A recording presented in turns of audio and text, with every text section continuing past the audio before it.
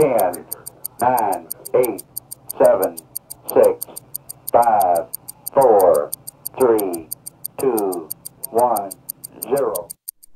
Hi all, welcome to my channel, welcome to John's Model Making. Today we've got the Titanic, issue 23. This is a pretty straightforward issue. It's just basically a winch. Fitting the anchor winch. So have a quick look at the instructions. There we go, those are the instructions. We've got a base for the winch housing, cover for winch housing, anchor winch, 3 2.3 times 5mm PB screws, 1 spare, and 5 2.6 times 4mm PM screws. Basically pull this cord out to a length of 6 centimeters, fit it into the housing, and then on the back page, there we go, fit it into the bottom of the hull. Excellent work, easy peasy lemon squeezy. Okay, let's have a look what's coming in issue 24. Oh, another section of the hull, a starboard section of the hull plus an anchor for the port side. Excellent stuff. And again, look at the magazine, page 3, Titanic on the front page, part 2. French and Italian newspapers began to print stories of the tragedy after it had made headlines in the British and American Express. Same again on the next 2 pages, La Figaro, sinking of the Titanic, 16th of April. There, I don't know what that says. Il Sicolo, Milan, the most disastrous sinking in history.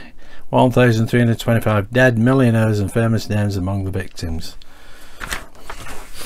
And here we have it in Turin at La Stampa, sinking of the Titanic. And here we have on page 7, the definitive story of Titanic on film. 1958, a film based on Walter Lord's celebrated book about the sinking of Titanic was released in cinemas to much acclaim. In black and white, 123 minutes. Kenneth More. I have seen that one on a Blackman.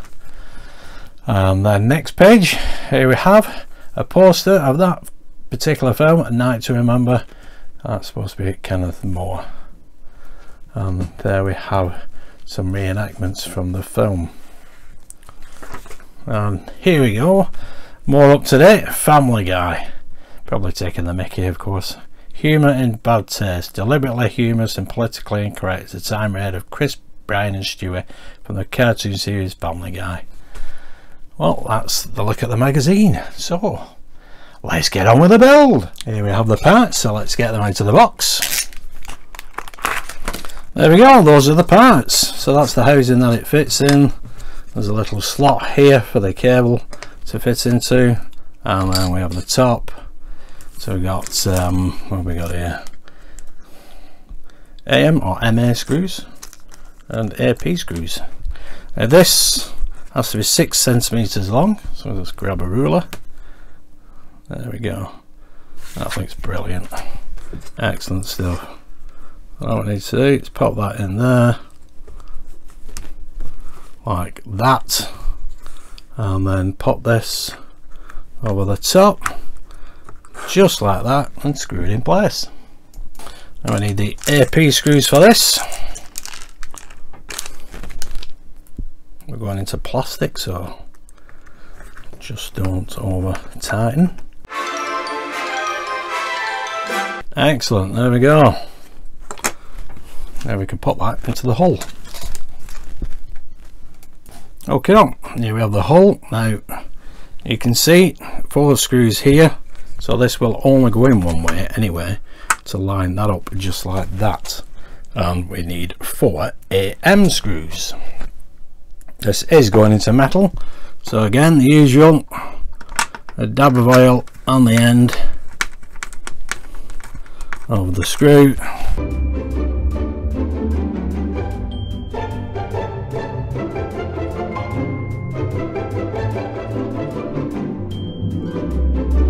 There we go, that's the winch in place. Excellent stuff. Well, there we go, ladies and gents, that is it. There you can see the winch in place there. Excellent stuff. Now there is one other thing I wanted to bring to your attention, because I noticed on the last issue when we fitted this second funnel onto here and we fitted all these windows. This is the the dome for the skylight for the grand stairwell, and here is the gym, I believe. That's where the first class gym was supposed to be, and just around this corner. Now when this did light up, there was a lot of light bleed through this wall and through here, this ducting or vent or whatever that is supposed to be. So it was a little bit annoying because the lighting coming through the arch windows was perfectly alright, and it was same with the other structure. This one, the lighting was perfectly alright, and there was nothing coming through the walls like that, and that's mainly because of the position of the LED. But it was a little bit annoying, so basically what I did yesterday, I painted the interior black. There you go, see. I just used a normal matte black paint and tested it a few times just to see if there any more light bleed through them walls, and it was perfectly alright. So following this, there'll be a little clip from issue 22 where I'll show you and you can actually see the light bleed, and then we'll power this up. Okay, let's connect this back up again and see what the lighting is like for this one we've done today. There we go. Those are the arch windows. So that's the effect we get now, and you can clearly see along this wall here, and it's the same on this side as well.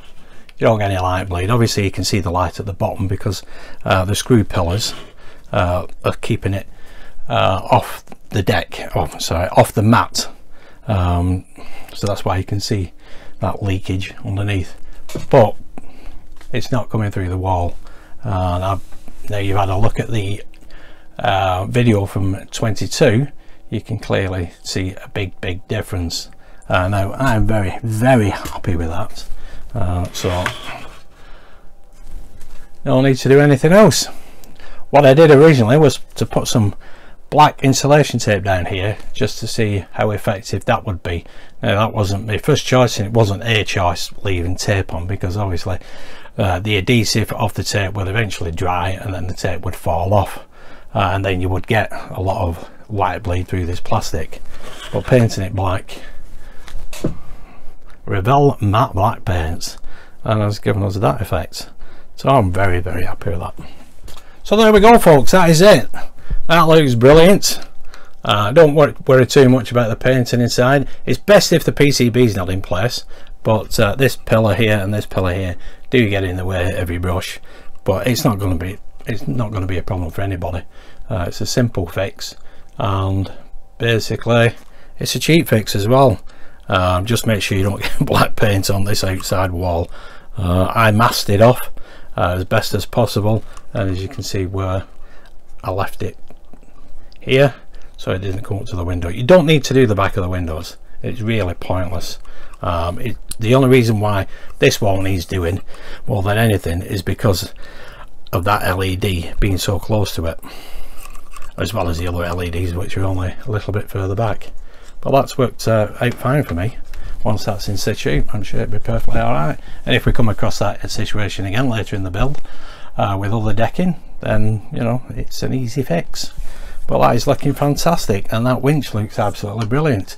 We've got the anchor to fit and another section of the hull to fit in issue 24, and that will come tomorrow or the day afterwards. But for now, it's in the garden. Got my shorts on, get a drink, and sunshine all day long, and I believe it's going to be beautiful this week, so that's going to be fantastic. Anyway, if you did like that, give us a big thumbs up, subscribe, hit that notification bell, and I'll see you soon. Thanks for watching. Bye for now.